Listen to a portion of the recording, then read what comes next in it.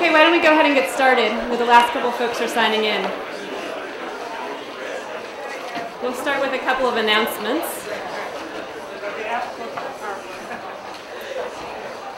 So today's session is actually co-hosted by TIE, Young Entrepreneurs. This is a group that's designed to expand the vision of entrepreneurship throughout the Berkeley campus and beyond. And Nicole, the president of TIE, Young Entrepreneurs, has a sign-up sheet outside. If any of you are interested in getting involved in that organization, she wanted you to know that you can sign up and they'll give you additional information on how to participate in the group. I also wanted to make sure that each of you had seen this flyer about our technology breakthrough competition. Does everyone have a copy of that?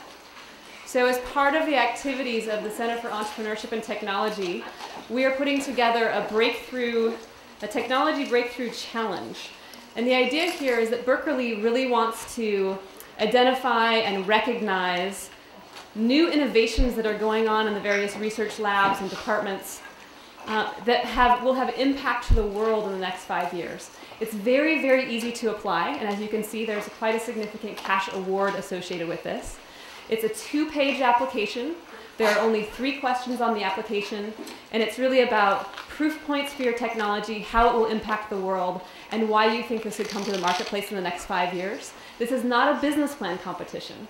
Right? This is simply identifying new technology opportunities and cutting-edge innovations that exist within the Berkeley environment and making sure that you get recognized for this. So if you're working on some new code, if you're working on a development in a lab, if you're working with one of your professors, and you think there's merit, then please, please, please go to the CET website and look at the application.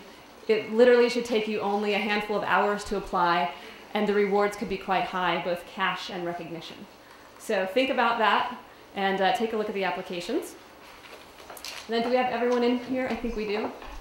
So it is my great pleasure to introduce for today's distinguished lecture, Katrina Roche. Katrina is the CEO of Systera Networks, which is a voice-over IP company.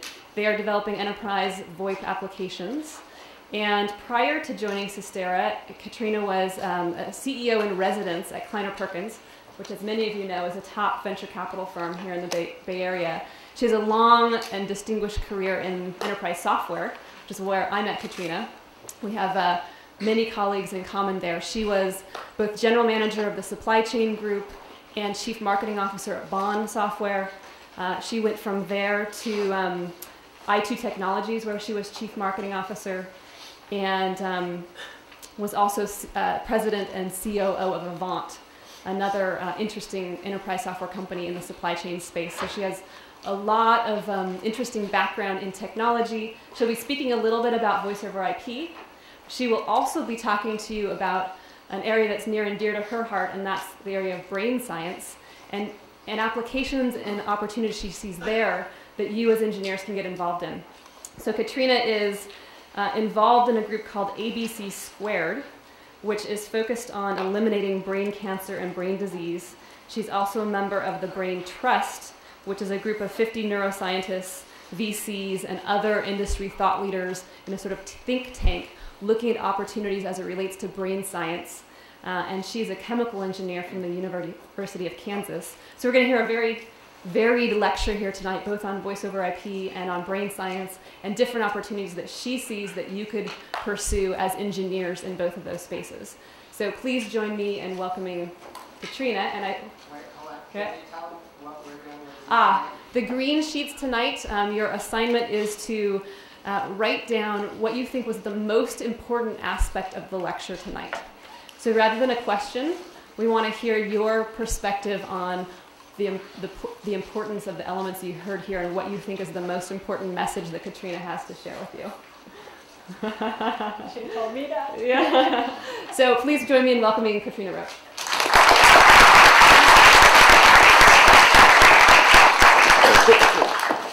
Thank you and good evening.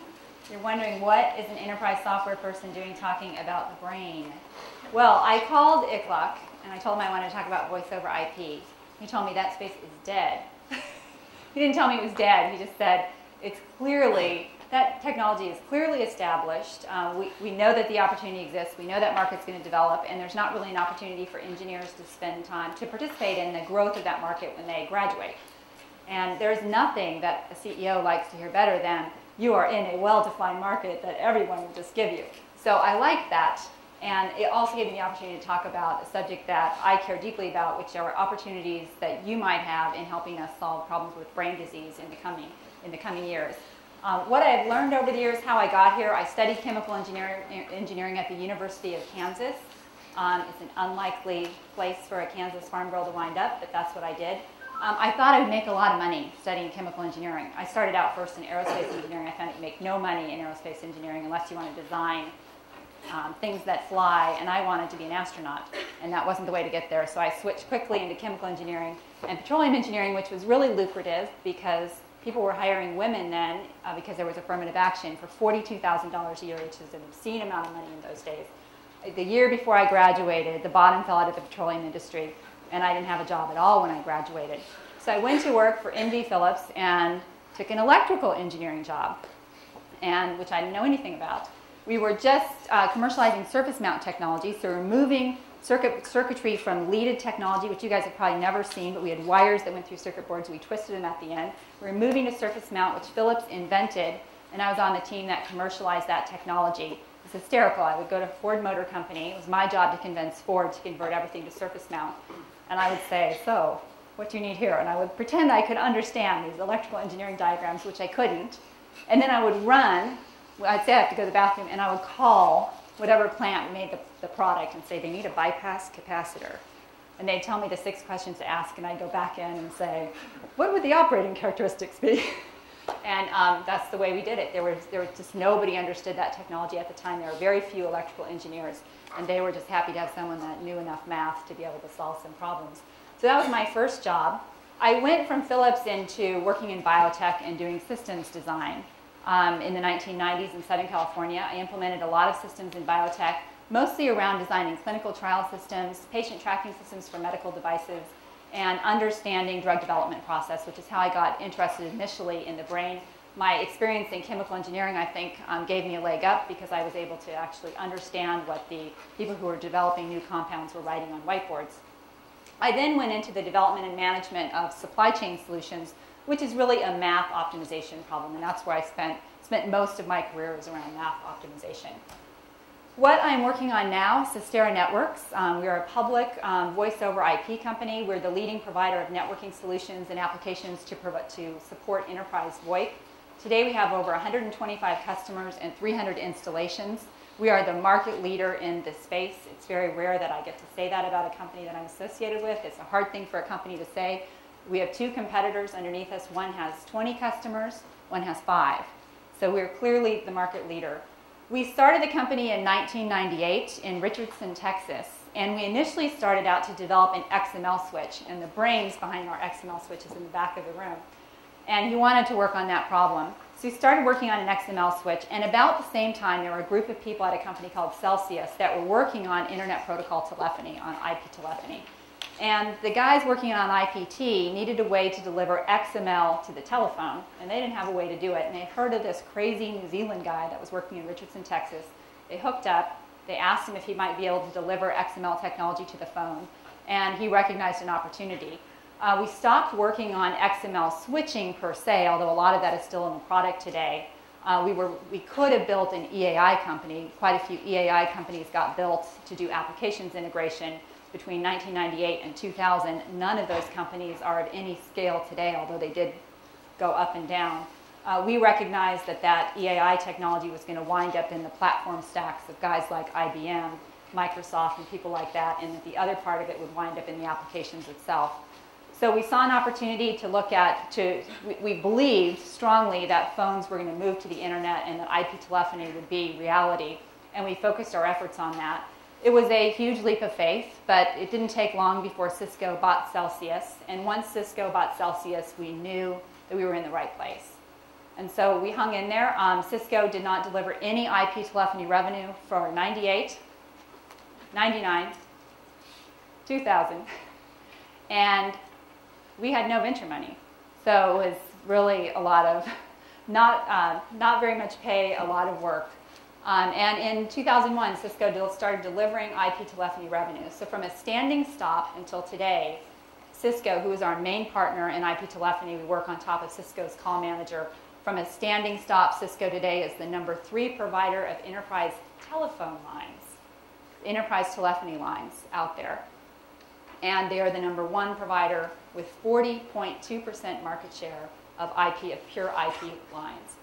So that's where we are today, delivering applications on top of the Cisco Call Manager environment. Our applications do things like in K through 12 education environments.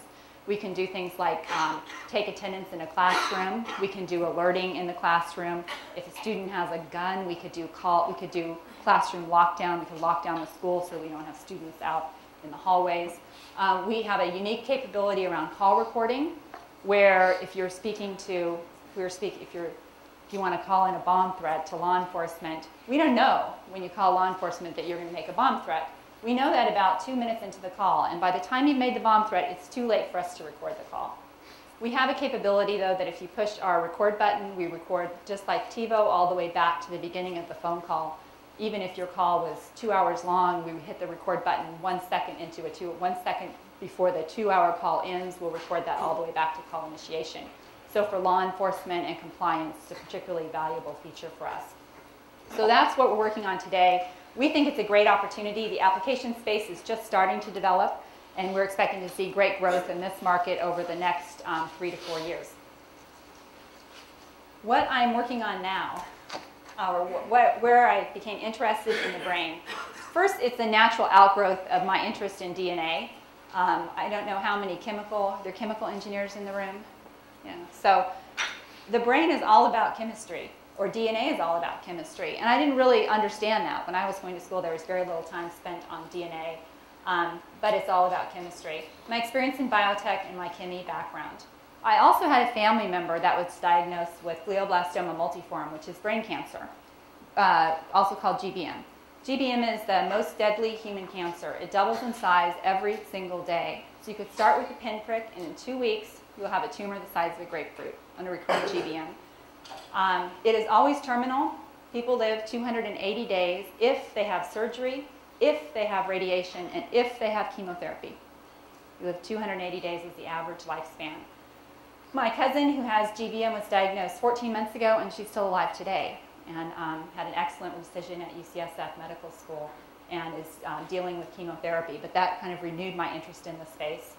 I also had a close friend who, at a very young age, had 2 early strokes, which is a real eye-opener for young people to have strokes.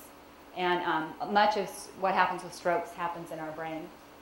I'm also an active participant in an organization called ABC Squared, which Stacy talked about. ABC Squared stands for Accelerated Brain Cancer Cure. It was founded by Dan Case and his brother Steve Case. Steve Case was the founder of AOL. Dan Case was younger than Steve, and Dan died at the height of his career when he was running an investment firm of brain cancer as well. And Steve and his family spend a significant amount of their personal capital each year in finding a cure for brain cancer, and now our mission has expanded to finding a cure for overall brain disease. Why do I call this the golden age of the brain? Why do we think it's upon us?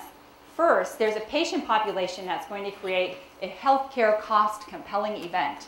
And I'm going to go through 5 different diseases that will highlight just a huge population of people that are beginning to suffer from brain disease and brain cancer. We wonder why these diseases are becoming much more prevalent now than they were before. And a lot of this is the price that we pay for having a healthcare system that's so great around routine things. We don't die of flu anymore. Some of us do, but most of us don't die of the flu. Most of us don't die of a lot of things that used to kill us and that still kill people in developing nations. So today we're living much longer than we lived before, and that means that we hit an age where we're more susceptible to things like Parkinson's and Alzheimer's. And that problem is just going to increase over time. Today we have the tools and basic science that are both available. We've mapped the human genome. Half of the human genome is in our brain, and there's still a significant amount to do around the human genome in the brain. But we do finally have tools and imaging and things available for us to really examine this problem. I wanted to talk about, I think I'm talking about 4 specific examples. One is human stroke. We have 800,000 cases in the US each year. It's the 3rd leading cause of death. We spend $45 billion per year in US healthcare costs just on stroke. I'm running over on the side a list that says how many patients and what's the cost just of these few diseases I'm going to go through. We've done we tested over 5,000 patients in clinical trials, and guess what? We have 0 neuroprotective diseases we have 0 neuroprotective agents and therapies that are available today. None. Alzheimer's disease. We have 4 million full-on Alzheimer's cases in the US. We have 8 million people that have mild cognitive impairment. We have an elderly population that's going to increase 50% by 2020. We're all going to live longer. And we spend $125 billion per year in US healthcare costs. It's what we spent on this disease last year. In 2050, the average lifespan is going to move from 80 years old, where it is today for females, to 100 years old. So when you look at, I'll take you through a thing on Alzheimer's in a few minutes that will walk you through the aging. So running total, Parkinson's disease, 1.5 million cases in the US, 10% of people 70 years old have Parkinson's changes in the brain. So once you hit 70, I'm pretty sure a significant number of people are going to have Parkinson's changes. Our elderly population, again, is increasing by 50%. This costs us $5.6 billion per year. And since 1960, we've developed no therapy to treat Parkinson's. So all we have is L-DOPA. It's what we had in 1960. It's all we have today. So right now, we're at 14,300,000 patients, which is a significant portion of the US population. And we're spending $175.6 billion on just 3 diseases. And we talked about, you've seen, I have that's in my name, so I follow these stats, but Hurricane Katrina, we initially thought it would cost us $200 billion. We now think it's going to cost us around $100 billion. Multiply that by 2 and say we're going to get hit by 2 hurricanes every single year of that magnitude, and that's what these 3 diseases cost us. And the Alzheimer's cost is seriously understated because the bulk of Alzheimer's costs come from caregivers.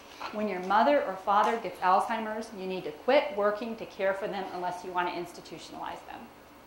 And your lost income isn't even captured in these. Brain cancer, we have 25,000 people with primary brain cancer in the US each year. 150,000 people have cancer in other areas of their body that eventually spread to the brain. So the cancer that Lance Armstrong had in his brain was testicular cancer, not primary brain cancer, so his would be called secondary brain cancer. We have still only 1 approved chemotherapy agent for primary brain cancer, and that's Temodar. Shearing plow drug, it delivers over $550 million in revenue, but there's just 1 approved therapy. Brain cancer is something that you don't want to get. So far, high patient costs, we're at 14.5 patients. Just a drill down on Alzheimer's. It's easy to look at these and say these are old people diseases, right? My friend who had the stroke was under 40 when he had a stroke. My cousin with GBM is 35.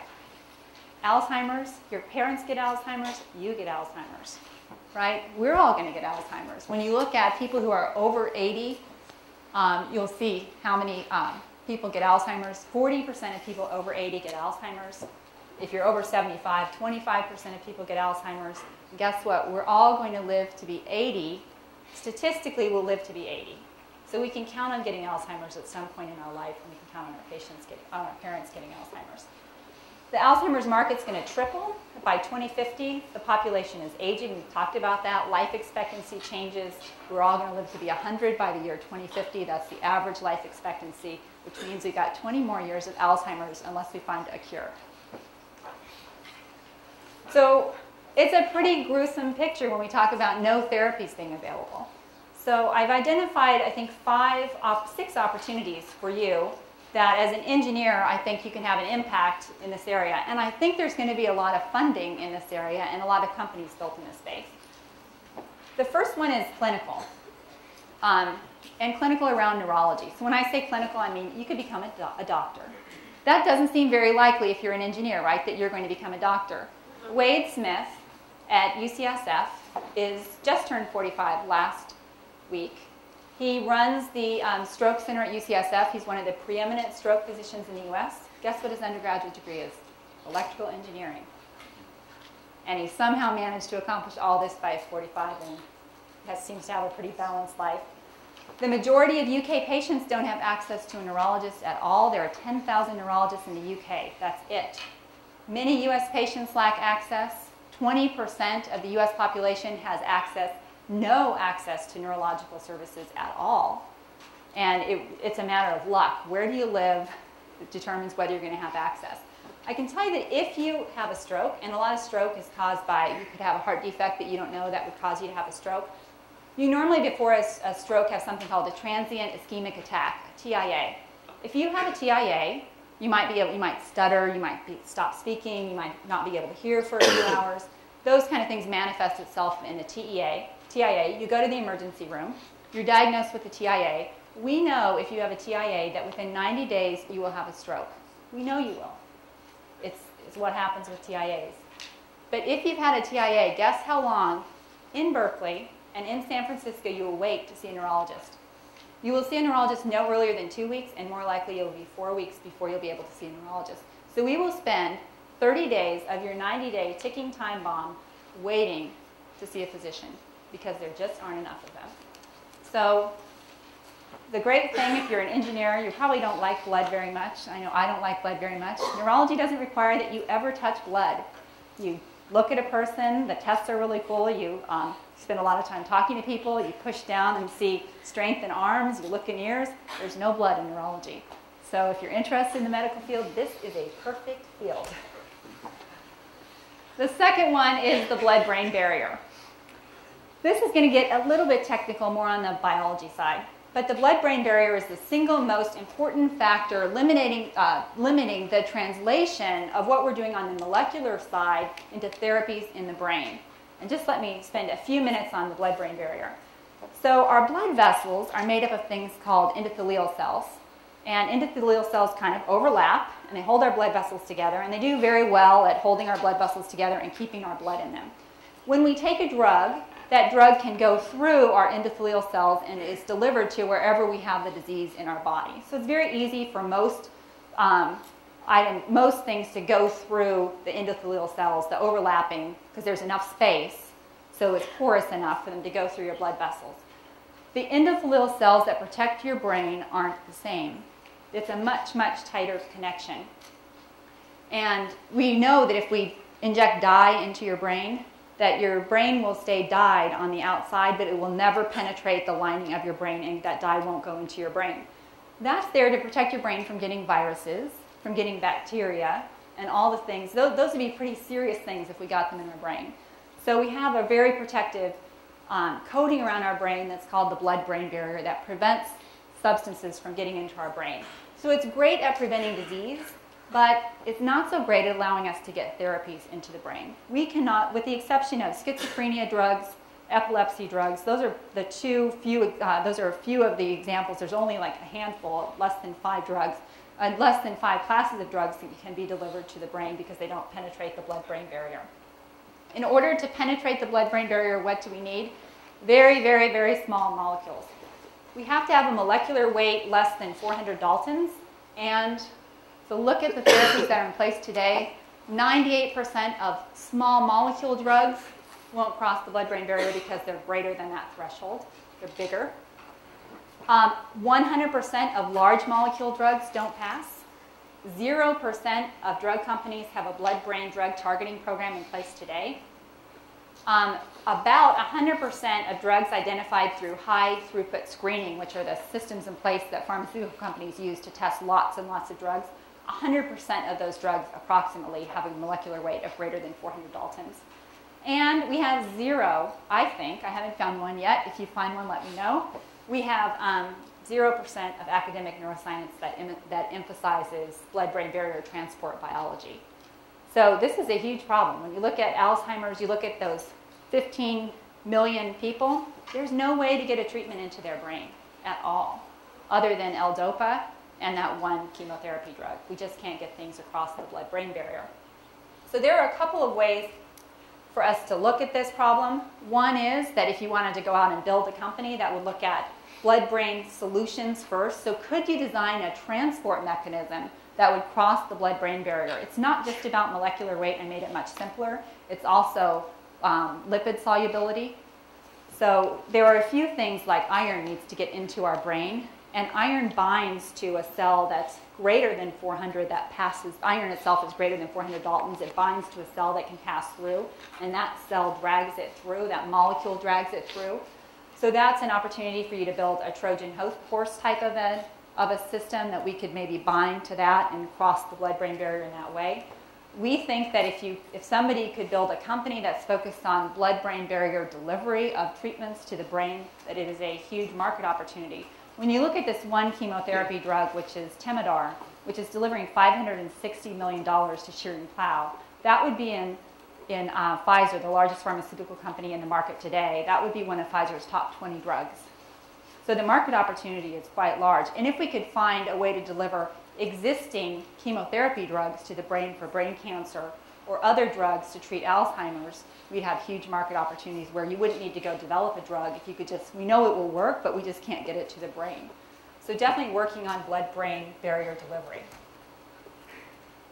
The next opportunity is around biomarkers and building new kinds of databases. So when I talk about biomarkers, if I were to draw your blood, I would see things in your blood that would tell me if you have disease in your body and to what extent you have that disease.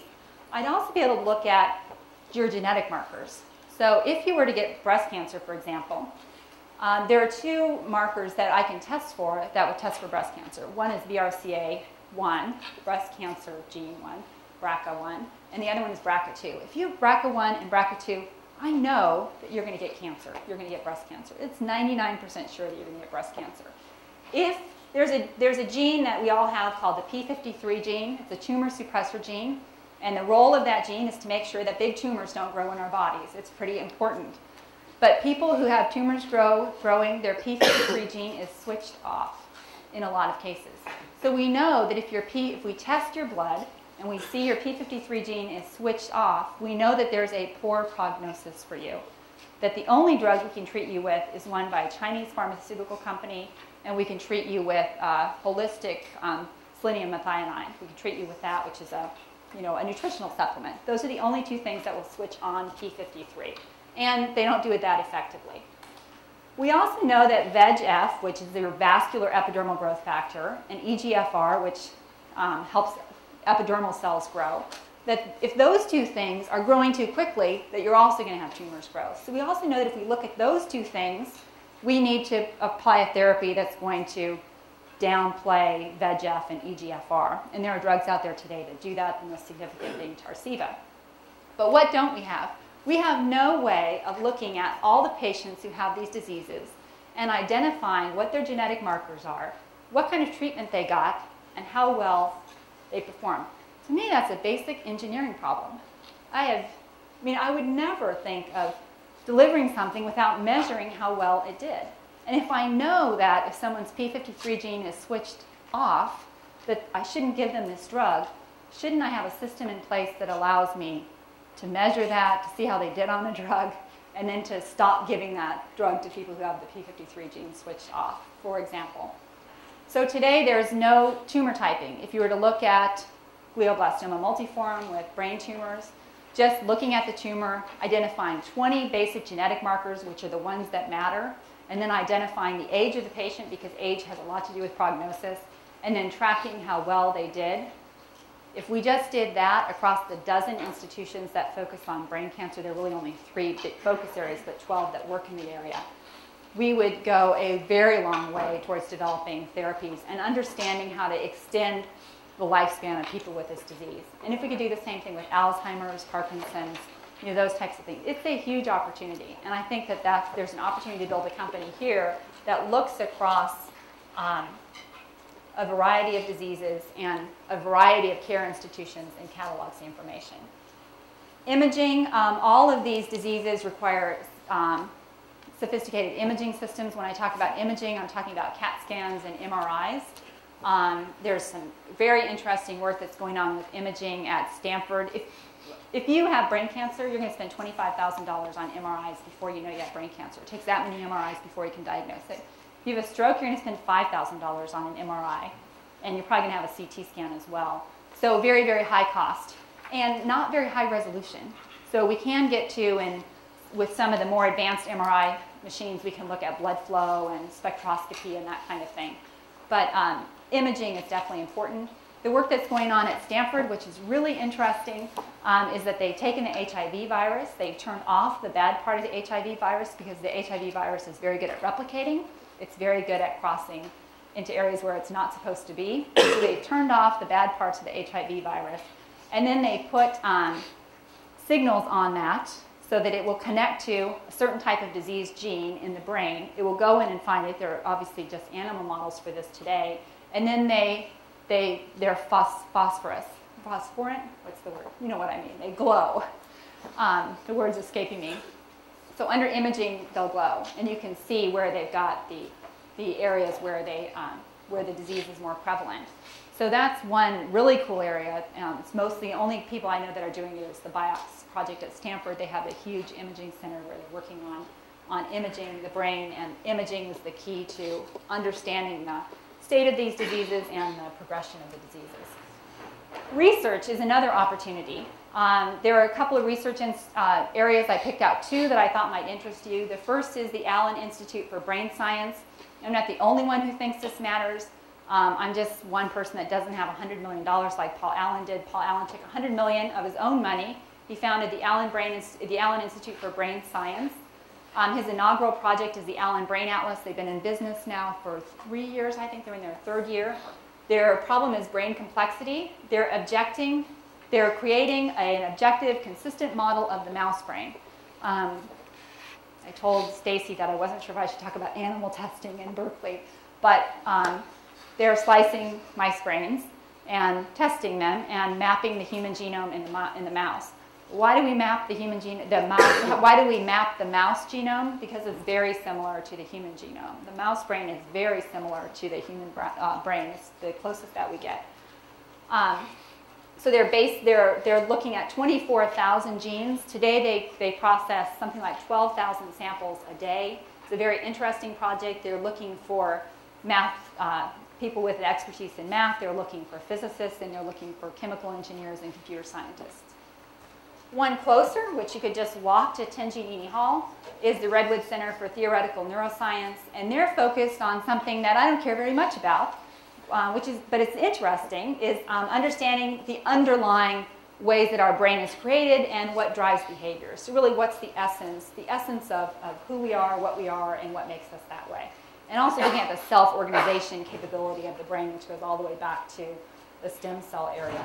So this is a huge project funded by the guy who founded POMS, Jeff Hawkins, and now has been folded into Berkeley. It's at Tenjin Hall. They have very similar requirements to what they're looking for at the Allen Brain Institute, mathematics, physicists, computer scientists.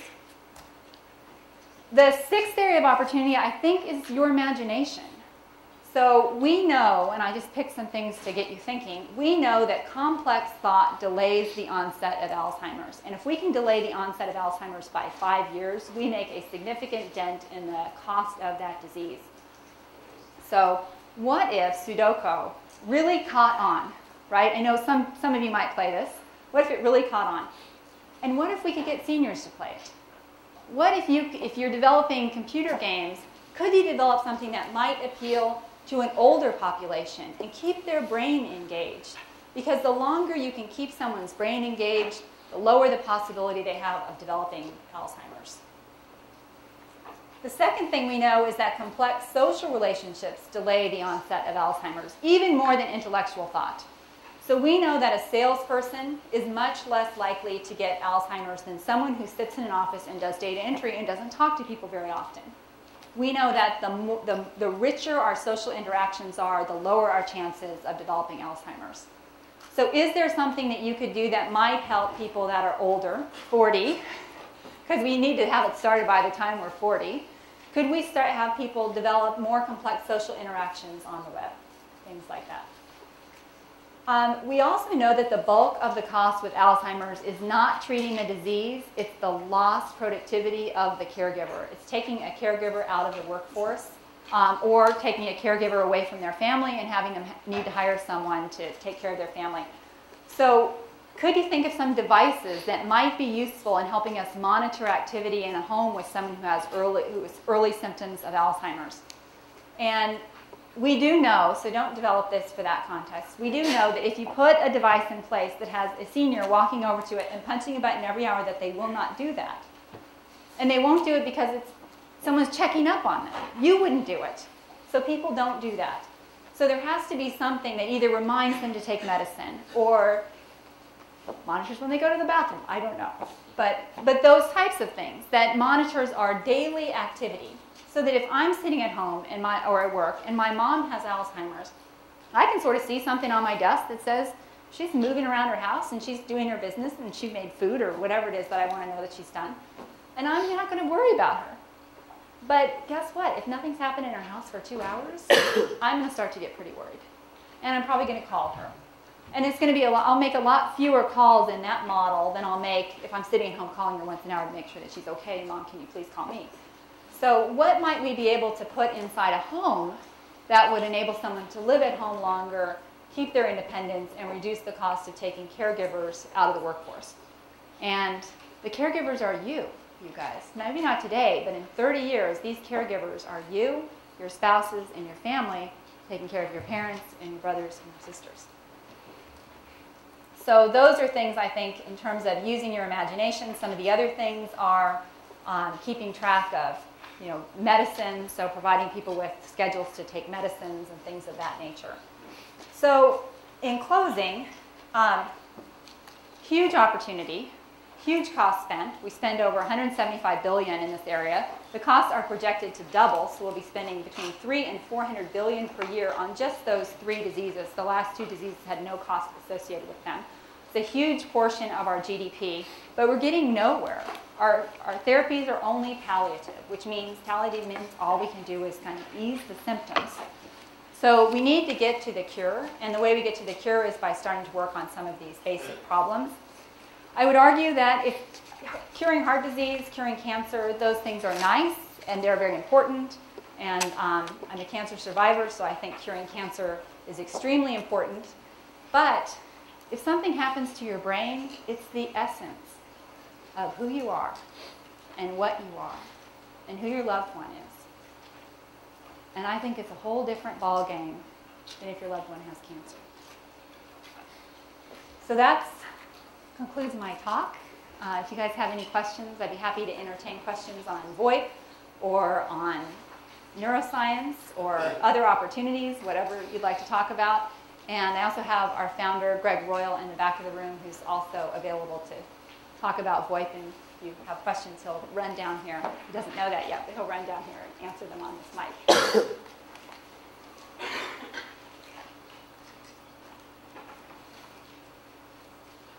Yes?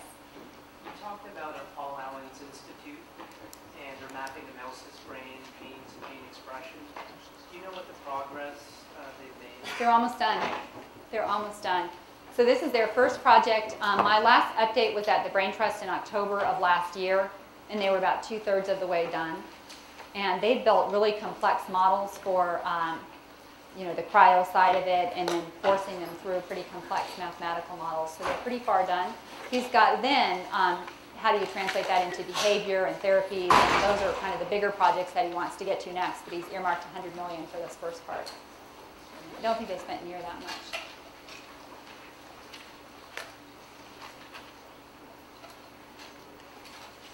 Yes? In terms of this sort of the biomarker technology you talked about, what sort of services or products do you imagine that might help people determine not only their genetic makeup, but to identify disease factors? Do you imagine sort of like some kind of automatic scanning stations that people could go to, or is this just another service that you have to get from the neurologist that you have to wait 30 days to see? Yeah, I mean, I would much rather see some. There are a lot of issues people have with genetic screening in advance of disease. I don't have those issues, but people get really, you have to go to counseling if you want to get tested for a particular gene expression. But I can foresee in the future that there are some basic genes that we'll want to know about. Like I think if you're a female and your family is of Ashkenazi Jew descent, that means you're most likely to have BRCA1 and BRCA2. I would want to be tested for those genes 100% of the time. So yes, I think for certain genes you'd want to have screening that would be part of your routine medical care. I think when you look at this biomarker screening, I think what, particularly when you're diagnosed with a disease, is looking at the characteristic of that disease. Particularly if it's cancer, then looking at the tumor, because every single tumor is different. So in my tumor might be growing because it has EGFR expressed, and guess what, there are 3 types. And yours might grow because it has VEGF overexpressed.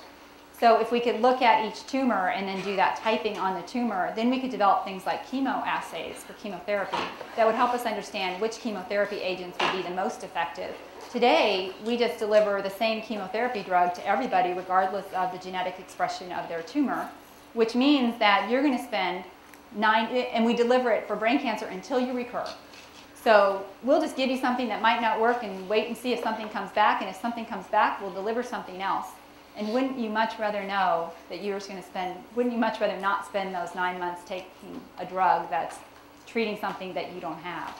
So I think you'll see a lot of it up front with, as you're diagnosed with diseases, in terms of helping you treat that specific disease. And develop or discontinue drugs, right? Because today, we don't know that as we apply, say, Tarceva to people with neck and with, neck cancer, it's a small cell molecule. We don't know which patients are going to benefit from Tarceva and which are not. And we do know on lung cancer, Tarceva initially did not get approved by the FDA on lung cancer. But when we went back and looked at the results and we screened out people who had never smoked, Tarceva improved their prognosis by 80%. So the life expectancy, if you'd never smoked, you needed Tarceva. And the FDA didn't approve it. They approved it later. Once we were able to screen out and say, if you have this marker, which isn't a biomarker, but this factor. So those are the things that we need to see in addition to biomarkers, or lifestyle, age, and those types of things. There was another question back there. I have a question. How do VCs look at startup companies that want to do medical technologies? Well, at Kleiner, we loved that area. We had a whole group focused on life sciences. It's headed by Brooke Byers. We have another guy, Joe Lacob, who works in that area. Kleiner Perkins spent a lot of money on ABC Squared, and we went to all the ABC Squared meetings. We like to seed companies that are doing interesting things. I think the 2 most interesting things that we liked are biomarkers and blood-brain barrier. So those are the 2 areas. We've got a couple of things where we're looking for entrepreneurs in biomarkers especially. So those, I think, very, very favorably. The returns are not as predictable in biotech as they are in other areas, but the returns are really big when they come. So we always like that, home runs. So those were the 2 areas that we liked. One of the things that we're also looking at, starting with a couple of VCs, and I think it's well underway, is a group that's focused on funding specifically brain disease. So a whole VC fund that's working just on brain disease. Why do you think there are limited development initiatives on right now? There are a lot of initiatives around cancer and things, but not any initiatives around the blood-brain barrier. First, there are only 20,000 neurologists in the U.S. So there is a very limited number of specialists in the field, and there is a very limited understanding of the role of the blood-brain barrier in delivering therapies to the brain. Bill Partridge is the main person in the U.S. that works on this, and you have the guy stand up and you're like, oh, we're all going to die, because he just is so frustrated with his inability to get big pharma to pay attention. And so, I think mostly it's they don't understand the problem. And there are also other areas. Cancer is much more emotional. There's a lot more fundraising in that area, those types of things. Not a good answer. Any other questions? In the back? Coming from an engineering background, what route did you take to start working for Kleiner Perkins, and what recommendations would you make to graduating seniors in engineering or science backgrounds that would like to get into venture capital? Yeah. I think the first thing is, coming from an engineering background, you have a great head start. I found that most people that work in technology, when I first got into technology and software, Didn't come from that kind of a problem-solving background that my chemistry background gave me. So that helped me tremendously. I think that that's changed a lot. I would say that the things that have mattered to me the most are taking risks. So I took that job at Philips. I didn't make very much money at all. I made $14,000 a year, which was terrible. And somebody offered me a job, an engineering firm offered me a job making $32,000, so I would have doubled my salary. And I stayed for 3 years at Philips. By the time I left, I was making $27,000. But I stayed for 3 years at Philips because we were doing something so interesting with surface mount. And I felt that that was going to give me, a big springboard. So I gave up pay in that area because I could really learn a lot. And because they paid so little, so few electrical engineers took those jobs. So it also gave me the opportunity to move up much more quickly. So that was helpful. I think taking on management challenges and new product development was helpful as well. But I'm trying to think what would I say just got me into Kleiner Perkins. I guess it was I took on a company that was not doing well for them. And when I took that company on, it was doing $4 million in revenue. And when I finished, it was doing $32 million. And nobody wanted to take that job. But it was backed by Kleiner Perkins, who is a great brand. And I had a great partner from Kleiner. And so they asked me to do it. And I didn't want to do it. I didn't want to move where I had to move. I didn't want to do that. But I did all of those things and worked really hard at it. And I think that success helped, even though I could have gone somewhere that was already a couple $100 million. So taking that risk mattered a lot. And I think that if, from an engineering standpoint, don't be afraid to go up to a partner at Kleiner or some other firm. And I know Anil Boozary from Greylock is speaking in the same series, and I know he would say the same thing. But if you've got a wild hair idea, don't be afraid. Pick up the phone and call, send an email, schedule a meeting. We love to talk to people with good ideas. And frequently those good ideas are bad ideas. But you don't know they're a bad idea until you talk to someone who's going to say, you could never bring that to market, you could never do this, you could never do that. And I'll tell you that will make your next idea that much better. And so not being afraid to present us with ideas while you're still thinking about them. It's what happened with Google. We started working on Google very, very early on. And I think a lot of Google's success was due to John Doerr helping them on the marketing side understand how they might be able to build that business and take their good idea and bring in management at the right time and make that into a great company. Other questions? Great. Thank you.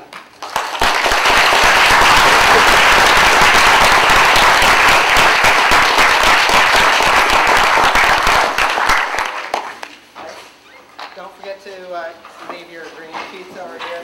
If by chance you didn't sign one of these pieces of paper, you can still do that. I'll leave it over here.